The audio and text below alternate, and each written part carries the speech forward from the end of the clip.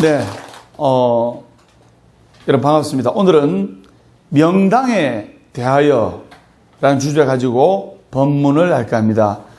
그 전에 앞서, 저번 시간에 했던 본문 이어서 to be continue. 지금 신도림들께서 너무 궁금해 하시는데 그 이야기 마저 하고 하도록 하겠습니다. 그리고 매주 수요일 날 아침 10시, 매주 일요일 아침 10시에, 부산 복학사에서 뜨거운 열정으로 본문을 하고 있습니다. 그리고 매주 목요일 저녁 7시에 해운대 복학사에서 도법담 스님이 해운대 신도들을 위해서 본문을 하고 있습니다. 그리고 매주 수요일 날에는 김해에서 복학사 버스가 운행되고 있고, 매주 일요일 아침 8시에 대구 내당동 홈플러스 앞에서 복학사 버스가 운행되고 있습니다. 무료로 운행됩니다. 그렇게 알아주시기 바랍니다. 저번 시간에 이어서 이야기를 하도록 하겠습니다. 어느 아기가 이제 태어날 때 발목을 오므린 상태에서, 발목이 붙은 상태에서 태어났어요. 왜냐? 아버지가 이제 밭을 갈다가, 엄마가 이제 아기를 한 7, 8개월 이렇게 되면 아기가 거의 다 자라있는 상태 아닙니까? 맞죠? 그런 상태에서 이제 엄마가 이제 아빠 밭을 가는 모습을 보다가 아빠가 밭 갈다가 소에 바치는 모습을 보고 너무 놀란 나머지, 그 놀랐을 때 뱃속에 아기가 같이 놀래가지고 다리를 탁 오므렸고, 다리가 오므려 붙은 상태에서 그 아기가 태어나게 된 거예요. 그래서 그 아기는 평생 장애를 안고 살아야 되는데, 또 그 아버지가, 그 아기 아버지가 알코올 중독이었고 생활 능력이 없고, 그 와중에 장애인의 딸을 낳았고, 그리고 또 아들 하나 낳았는데, 그 엄마는 참으면서 인생을 살아오셨어요. 그래서 그 엄마의 헌신적인 노력으로 그 다리가 오므라부터가 태어난 그 딸아이가 어머님의 너무나 지극정성 간절한 간호와 기도 공덕으로 장애를 거의 다 고쳤고, 그래가지고 이제 그 다리가 불편한 아이가 이제 어른이 돼서 아가씨가 되어서 24살 때 결혼하게 된 거예요. 일찍 결혼을 여성분들이 하는 데 여러 가지 이유가 있습니다. 이제 다 그런 건 아니지만 통계학적으로 보면 자기가 보니까 엄마가 평생 아빠한테 짓눌려 살고 살아온 인생이, 아내로서의 인생이, 엄마로서의 인생이 행복해 보이지가 않아. 그러면 통계학적으로 시집을 안 가려고 하는 거예요. 내 시집 가서 뭐하노? 엄마처럼 고생하면서 살 건데. 무슨 말인지 아시겠습니까? 그래서 아들, 딸이 잘 되기를 원한다면, 또 아들, 딸이 좋은 년 맺기를 원한다면, 엄마, 아버지가 찢고 뽑고 싸우는 거는 방에서 이불 밑에서 야 네가 그럴 수가 있나 이래 하고, 아들, 딸 앞에서는 좋은 모습, 단란한 모습, 행복한 모습을 보여야 되는 거예요. 중요한 겁니다. 그리고 또 이불 속에 들어가서 야 니 월급 안 준다, 시끄럽다, 헤어지자 이래 하더라도 사람들 앞에서는, 아이들한테는 단란한 모습을 보이는 게 중요한 거예요. 맞죠? 예. 그래서 현실을 탈피하고 싶어서 24살에 결혼을 했는데, 24살에 결혼해가지고 아이가 안 생겨가지고 몇 번의 유산 끝에 부처님께 간절하게 빌었고, 지장경도 공부하면서 지장보살께 간절하게 빌고 또 빌어서 꿈에 이제 아기를 이제 안는 꿈을 꾸가지고 어렵게 아들을 낳았어요. 아들 낳았는데, 근데 이 여성분이, 다리가 약간 불편한 여성분이 어머니의 노력으로 다리가 많이 좋아졌다 했지요. 사기 결혼을 당한 거예요. 처음에는 남편이 큰 사업을 한다 해가지고, 내가 큰 사업을 해가지고 지금 돈을 투자한 때문에 지금 이거 단칸방에 살지만은 몇 달만 기다려봐라. 자금이 회수가 되면 이를 번듯한 69평짜리 아파트로 내가 모셔갈 기다. 고려등 같은 집에 모셔갈 거다. 그리고 지금 니 고생하지만 평생 손에 물 한 방울 안 묻히고 내 일을 행복하게 호강시켜 주거다. 그 말에 믿고 또 믿었어요. 근데 아기를 낳고 몇 달이 흐르고 한 2년 정도 흐르니까 남편과 시댁에 거짓말이 들통이 난 거예요. 그리고 정말 이 아내는 현실을 탈피해가지고 이 남자하고 남은 여생을 행복하게 살려고 했지만은 현실은 완전히 극과 극을 다른 거예요. 그래서 7년 동안 옥신각신 그 여성분은 당신이 나한테 이렇게 거짓말할 수가 있나? 시아버지 시어머니가 나에게 이렇게 거짓말할 수가 있나? 나에게 상처를 줄 수가 있나? 또 남편은 또 남편대로 할 말이 있고 이래가지고 7년의 결혼 생활 끝에 아이는 한 5살 정도 됐죠. 그 시댁 식구하고 남편이 아들을 시댁으로 데리고 가버린 거예요. 그러면서 이제 헤어지게 된 겁니다. 그래서 친정어머니는 그 손주를 뺏기다시피 한 친정어머니 가슴이 아프다 안 아프다? 아프다. 그렇게 외롭고 힘들 때 그 여성분은 또 다른 이제 남자를 만나게 되는데 남자를 만나서 사랑에 빠지다 보니까 아픈 상처가 이제 잊어지고 치유가 되려고 하는 거예요.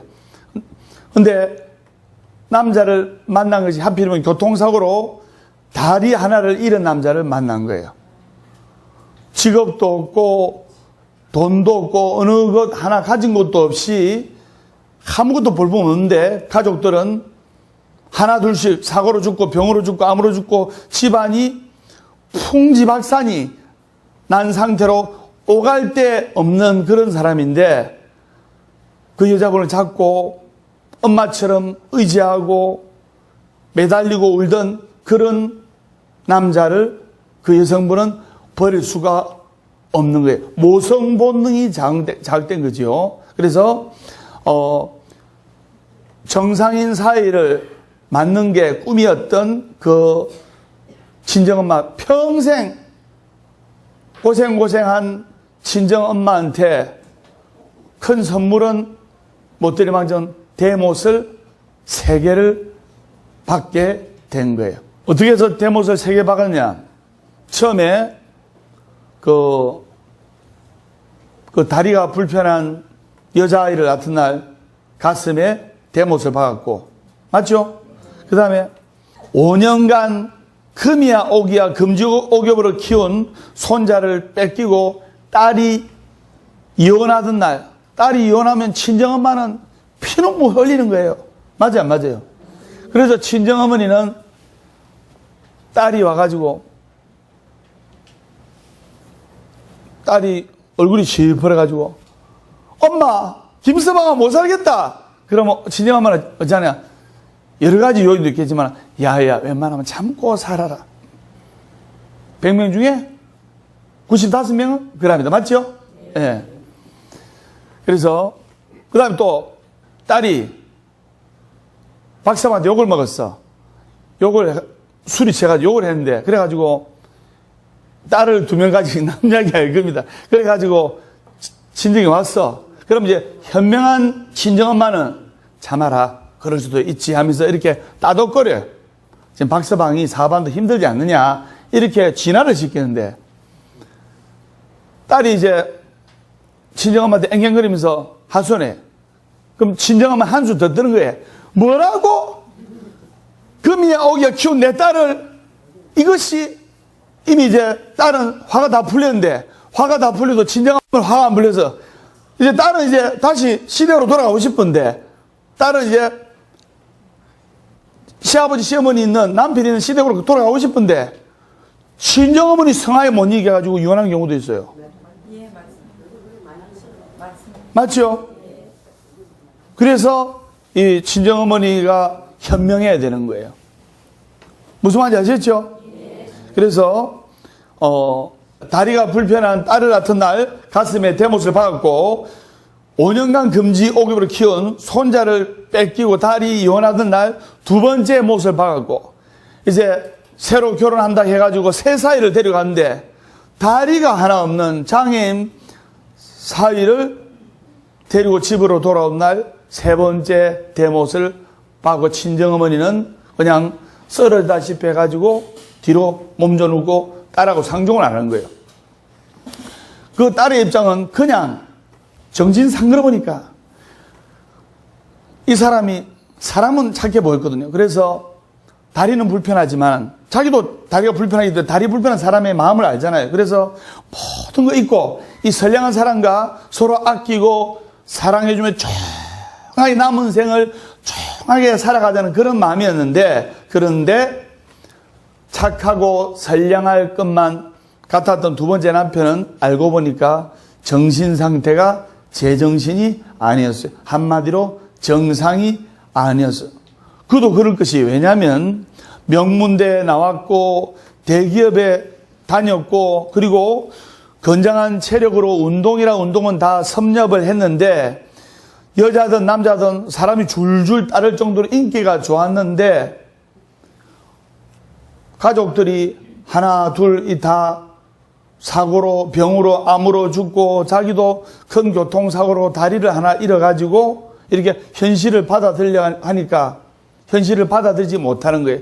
그래서 술만 먹으면 폐악을 지우고 다 때리 뿌고 집을 난장판으로 하고, 또 술이 깨면 그 부인한테 무릎 꿇고 손이 발이 되도록 빌고, 그래가지고 그 보살님이 법담 스님한테 찾아온 거예요. 그래서 제가 충카들 적고 상담을 했는데, 이제 두 번째 남편 이야기를 하면서 우리 남편이 술만 먹으면 다 때리 뿌고 거울이고 뭐 유리고 다 때리 뿌고 112 경찰도 출동할 지경이고 112 경찰도 한 5번을 출동을 했습니다. 근데 부부니까 부부 문제는 뭐 웬만하면 좋게 넘어가잖아요. 맞죠? 예. 큰 사건 사고 아니면 뭐 웬만하면 그냥 넘어가거든요. 어떻게 하면 됩니까? 닭똥 같은 눈물을 흘리면서 스님한테 하소연하길래, 그럼 제가 두 분 헤어지면 되지 않습니까? 그렇게 남편이 무섭고 집에 폐악을 지기고 공포 분위기를 조성하고 물건을 부수고 욕설을 하고 하는데 요즘 같은 21세기에 왜 사시려고 합니까? 그러면 떨어지면 되지 않습니까? 이래 이야기하니까, 스님, 제가 남편이 술만 먹으면 그렇게 해도 이 두 번째 남편만큼 버릴 수가 없습니다. 이상하게 불쌍하고 자는 모습 보면 청은하고 이 사람 버릴 수가 없습니다. 그럼 제가 그렇게 살아야죠 하니까 해결책을 주십시오. 우리 같이 기도합시다 해서 지장경 책을 내가 하나 딱 줬어요. 그래서 지장경에 앞에 소원 적는 공간 있죠. 거기에 소원을 딱 적어가지고 남편 마음 안정, 직장 성취해서 100일간 기도를 하십시오. 이랬어요. 100일 기도를 하는 동안 순경계와 역경계에 시달릴 수가 있을 겁니다. 스님, 순경계는 뭐고 역경계는 뭡니까?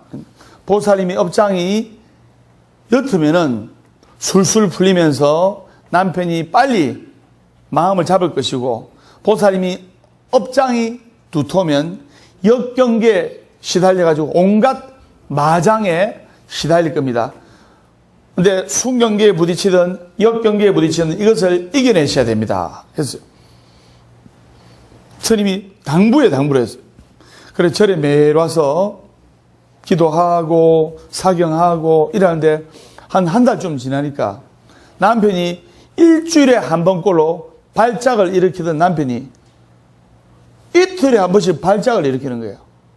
그러면서 저한테 서운한 모습을 지으면서, 스님, 어떻게 기도를 올렸는데 좋아져야지 남편이 술을 더 자주 먹고 더 폐악을 지고 더 행패를 부립니까? 어찌된 일입니까? 따지듯이 묻는 거예요. 보살님, 지금 역경계가 왔습니다. 마장이 왔습니다. 이것을 이겨내야 됩니다. 비 온 뒤에 땅이 굳듯이 비가 한 차례 온 후에 땅이 굳는 법입니다. 그 다음에 우물을 맑게 치려면 한바탕 흙탕물이 일어나야 우물이 맑아집니다.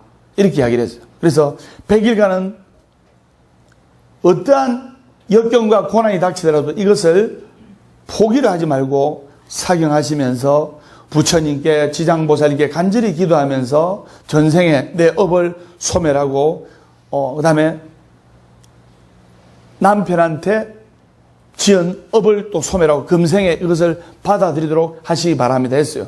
그래서 100일간 간절히 기도했는데 100일쯤 딱 지나니까 남편이 그동안 언제 그러냐는 듯이 잠잠해지는 거예요. 그 다음에 고학력 출신이니까 좋은 대학 나오다 보니까 이 남자분이 이제 마음 잡고 이제 취직을 하게 된 거예요. 취직을 해가지고 열심히 그동안에 아내한테 못다한 이것을 만회하기라도 하듯이 열심히 일하고 직장 나갔다가 퇴근해서 가사일 도우고 아내하고 도란도란 이야기하면서 이래서 이 지옥 같은 여성분이 정말 행복을 되찾아서 지금 찬불자로 거듭난 그런 소원성취 이야기가 법담에서 문득 생각이 납니다. 그래서 기도를 하다 보면 업장이었던 사람은 날만 잡아놔도 술술술 풀려요. 근데 정말 업장이 두터운 사람이 있거든요. 업장이 두터운 사람은 본인이 업장이 두터운가 안 두터운가 본인이 더 잘 알 거예요. 업장이 두터운 사람은 기도를 하다 보면 남편이 마음 안정되라고 이렇게 기도를 올렸는데 남편이 좀 짜증을 낸다든가 이런 역경계에 부딪히는 수가 있어요. 이때 이겨내야 되는 겁니다. 여러분들 에베레스트산 올라가다 보면 제일 힘든 때가 어디냐면 팔부능선이 제일 힘들어요. 거의 다 왔을 때가 제일 힘들어요. 그 다음에 봉정암도 깔딱고개라고 있어요. 깔딱고개 알죠? 네. 법담 스님은 덩치가 크기 때문에 봉정암 올라가면 여러분들보다 힘들다, 힘이 안 들다? 힘이 들지. 예. 네. 올라갈 때. 그래서 깔딱고개 올라가면 숨이 깔딱깔딱 넘어가잖아요. 거기를 넘어서야 봉정암에 도착하듯이. 그리고 또 법담 스님은 내려올 때는 덩치가 크니까 올라갈 때는 한 10시간 만에 올라갔고 내려올 때는 2시간 만에 내려왔어요. 몸무게에 밀려가지고. 그래서 팔부능선이 제일 힘든 거예요. 기도를 함에 있어서 여러분 팔부능선을 넘길 줄 알아요. 아, 지금 내가 제일 힘든 부분에 왔다. 마장과 고통과 역경과 괴로움이 왔다. 아, 이게 말한 역경계구나. 이게 스님께서 말씀하신 마장이구나. 이것을 알고 뛰어넘을 줄 알아요. 역경아 와라. 마장아 와라. 고통아 와라 하면서 이걸 뛰어넘을 줄 알아야 돼요. 어떤 마음으로? 간절한 기도로서. 스님 무서워하지 않으셨죠? 네. 자, 그러면 명당이란 무엇인가?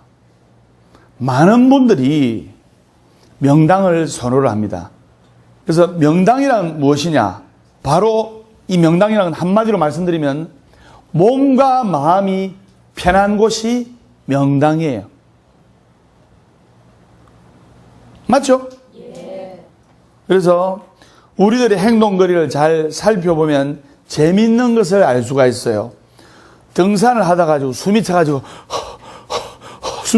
이렇게 올라가다가 어디에 잠깐 앉을 때를 찾아봅니다. 잠깐 앉을 때를 찾아볼 때 아무 데나 앉습니까? 편해 보이는 자리 좀 찾아가지고 그 자리에 앉습니까? 맞죠? 비록 순간적이지만 우리는 좋은 자리를 선택합니다. 그리고 5분을 앉아 있더라도 편한 자리를 앉으려고 해요. 그 다음에 여기에 앉아 계시는 분들도 앉을 때 불편한 자리보다는 자기한테 편한 자리를 선호합니다. 맞죠? 네. 그리고 우리가 식당에 가서 자리를 잡을 때도 자기한테 편한 자리를 잡으려고 합니다. 30분간 밥을 먹는 그 순간에도 편한 자리를 골라요. 아무 데나 앉아가지고 식사 안 합니다. 맞죠? 그러면 또 우리가 자유석, 뭐 7번, 9번, 뭐 37번 이런 고유 번호석이 없는 자유석이 있는 공연을 보러 갈 때도, 콘서트 같은 거 할 때 자유석 할 때도 우리한테 좋은 자리를 선택하는 게 보통 사람의 마음입니다. 그렇기 때문에 또 새들을 관찰해 보면 재미있는 현상인데, 새들은 낮은 평지에 있습니까? 항상 높은 나뭇가지나 높은 전깃줄에 앉아 있습니까? 높은 데 앉아 있지요. 사람들이 보기에는 불편한 가지 끝이지만, 사람들이 보기에는 불편한 전기줄까지 보지만, 거기서 지친 몸과 마음을 쉬면서 재충전을 하는 것이 바로 새입니다. 그래서 새는 항상 주위보다도 높은 곳에 있는 습성이 있어요. 그렇기 때문에 새가 이런 데 있으면 이런 데 중에 돌멩이 있는데 앉아요. 왜? 조금이라도 더 높은 데 앉으려고 하는 것이 새 습성입니다. 그렇기 때문에 새들은 늘 위로 향하는 기운을 가지고 있어요. 그렇기 때문에 이런 새 습성을 기에 자연적으로 말하면 새는 바람과 같은 기운에 속하기 때문에 양기 중에 양기를 늘 위로 향한다고 해석을 하는 거예요. 자, 그러면 많은 분들이 명당을 선호하고 조상님을 명당에 모셔가지고 자손들이 발복하려고 그것을 원하고 또 명당을 많이 찾습니다. 많은 분들이 오늘 같은 일요일 날 이제 성묘하러 가요. 그런데 내가 그걸 지켜보면 너무나 안타까워요.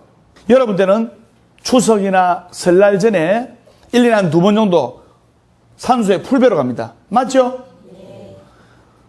그러면 여러분들이 세월이 흘러서 열반하고 나서 여러분 아들, 딸은 갈까요? 안 갈까요? 거의 안 가요. 많이 가면 1년에 한 번. 그리고 여러분 아들, 딸 말고 여러분 아들, 딸이 결혼해서 손주를 얻었다. 여러분들의 손자들은 갈까요? 안 갈까요? 누군지도 모르는데, 얼굴도 본 적이 없는데, 그래서 무근묘가 되는 거예요. 우리 주위에 보면 임자 없는 산소 많이 봤죠? 엄청나게 많이 봤을 거예요. 임자 없는 산소가 있어가지고 임자 없는 산소를 함부로 팔지도 못해. 큰일 납니다. 맞죠? 법에 저촉돼요. 그 때문에 공사할 때도 많은 분들이 어려움이 많은데, 그래가지고 이제 아버지, 어머니가 산소에 모셔놨는데 자손들이 하는 일이 안 돼. 산바람이라는 말 들어봤죠? 산바람. 산소에 모셔놨는데 거기에 이제 물이 스며들어가. 물이 다 스며들어가지고 아버지, 어머니가 세월이 흐르면 이 뼈도 없이 흙으로 100% 돌아가야 되는데, 그러면 편안한 산소예요. 그런데 자식들이 사고나고 또 아까 법담선생님 법문처럼 암이 자꾸 생기고 불치병이 생기고 줄초상 나고 계속 갑자기 죽고, 이런 분들의 아버지, 어머니 산소를 보면 그 아버지, 어머니의 상태가 제대로 썩지도 못하고 물이 흥건히 고있다든가, 그 다음에 아카시아 덩굴이 온 아버지의 시신을 또는 어머님의 시신을 휘감고 있어요. 그래서 토끼풀이 나가지고 또 토끼풀도 휘감고 있는 거예요. 윗물이 맑아요? 아랫물이 맑은 거예요? 윗대 아버지, 어머니, 선망부모, 조상영가님께서 해탈하지 못하고 불편하시면 자손들이 절대로 안 되는 거예요. 그리고 우리나라 같이 땅이 부족한 이 시대에 땅 한 평을 이래 합니다. 땅 한 평을 사는데 비용이 한 1,000만 원 정도 하죠. 괜찮은 데는 한 2,000만 원. 그래가지고 49제까지 합니다. 그 비용이 채 하루 잡아도 한 1,500만 원 들어요. 그러면 그 짐을 고스란히 아들, 딸한테 지워주는 거예요. 그럼 그러한 작업을 누가 하느냐? 그러한 일을 여러분 아들, 딸이 해야 돼요. 맞아요, 맞아요. 얼마나 부담을 줍니까? 첫째, 명당에다가 모셔야 돼요. 명당이라는 것은 바로 제가 선장이다. 몸과 마음이 편안한 곳, 술술 풀리는 곳, 이게 바로 명당이에요. 그러면 부모님의 상태가 불편하면 자손들이 안 된다는 것은 윗물이 맑지 않으면 아랫물도 맑지 않다는 것은 여러분 스님 법문을 통해 다 알 겁니다. 그러면 또 자손들 또한 편안하지 못한 상태가 되는 거예요. 그리고 지금처럼 명절철에 하루 종일 걸리면서 거창, 경부, 그 풀배로 가고 여러분 자식들은 가지도 않을 거. 여러분들이 지혜스럽게 기도를 하고 이 21세기 시대에 지혜스럽게 살아가야 되고 그리고 여러분 아들, 딸들이 잘 되게끔 해야 되는 거예요. 제가 선정하겠습니다. 나의 장래는 내 자식들에게 짐을 주지 않고 내가 해결한다. 여기에 복학사에서 법담 스님이 개발한 지장보살 부처님이 계세요. 여러분 같으면 단지 안에 들어갈래요? 지장보살 배에 들어갈래요? 여러분이나 내나 세월이 흐르면 다 한 줌의 흙으로 돌아갑니다. 다 죽어요. 맞죠? 그러면 저 단지에 들어가지 말고 지장보살님 배에 들어가야 될 거 아닙니까? 지장보살님이 다 자식까지 다 품어주는 데 들어가야 될 거 아닙니까?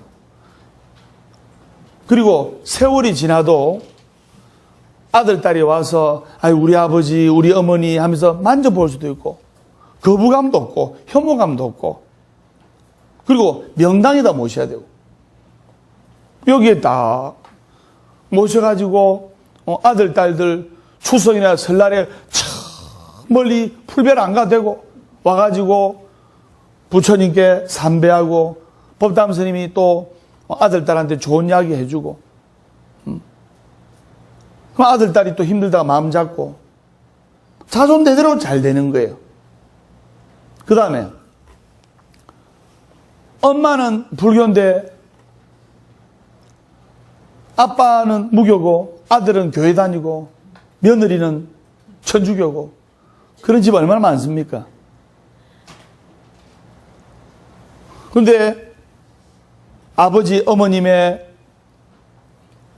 자리를 명당 복학사에 딱 모시고 낙골 부처님 전에 딱 이렇게 예약을 하게 되면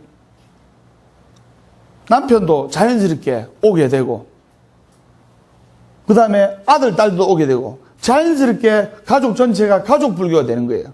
나 홀로 불교가 돼서는 안 됩니다. 가족 불교가 돼야 돼요. 그 다음에 대중 불교가 돼야 되고 그 다음에 현실 불교가 돼야 되고 이렇게 절에 오면 꽃꽂이도 하나 배워가야 되고 그럼 집안을 꾸밀 수도 있고 거실을 꾸밀 수도 있고 또 절에 오면 합창단은 이런 모임에 해가지고 또 자기 취미 노래 좋아하는 취미도 또 쓰고 또 절에 오면 요가 교실에서 요가도 해가지고 건강도 좋아지고 이런 현실 불교, 생활 불교, 대중 불교가 돼요.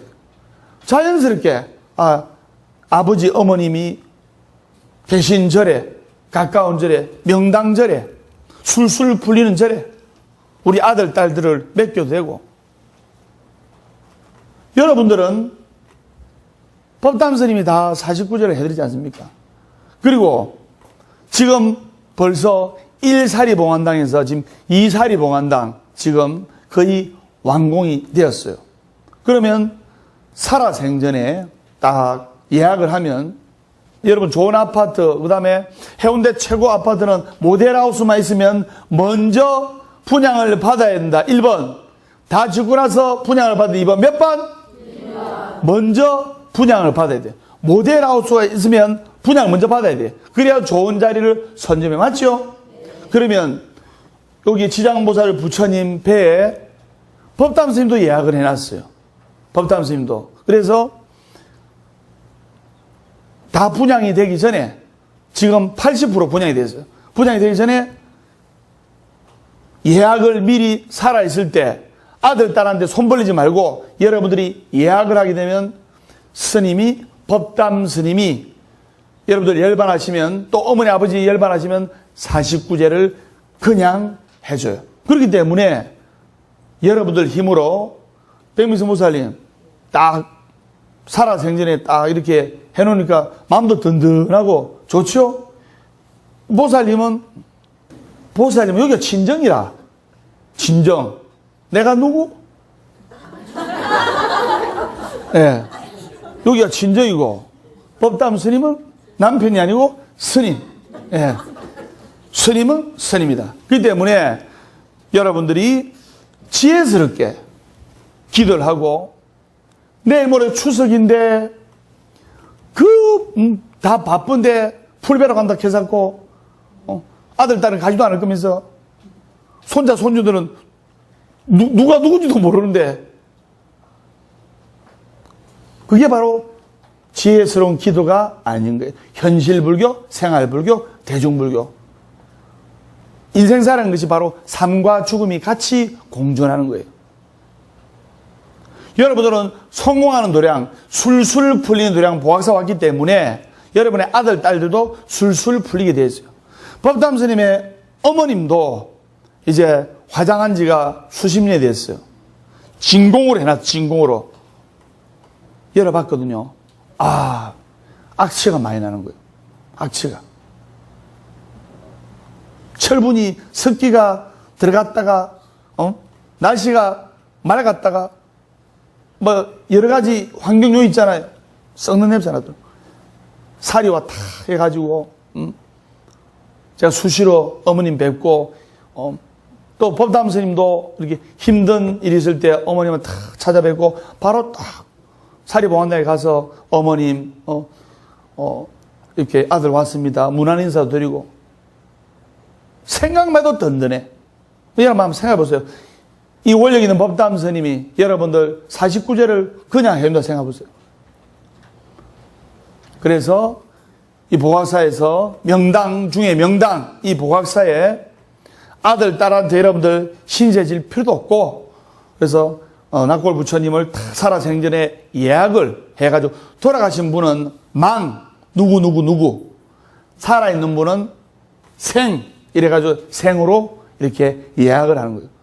그래서 바로 가족불교, 현실불교, 생활불교가 되어서 명당 중에 명당 보각사에 살아생전에 예약을 해가지고 지금 이제 자리가 다 돼갑니다. 그래서 아들, 딸들 자손대대로 잘 되기를 기원하시고 오늘 명당에 대해서 스님이 법문을 했습니다. 보각사 법담 스님의 술술 풀리는 소원성 이야기 시즌 3 다음 시간에 밝고 건강한 모습으로 뵙도록 하겠습니다. 술술 풀립니다.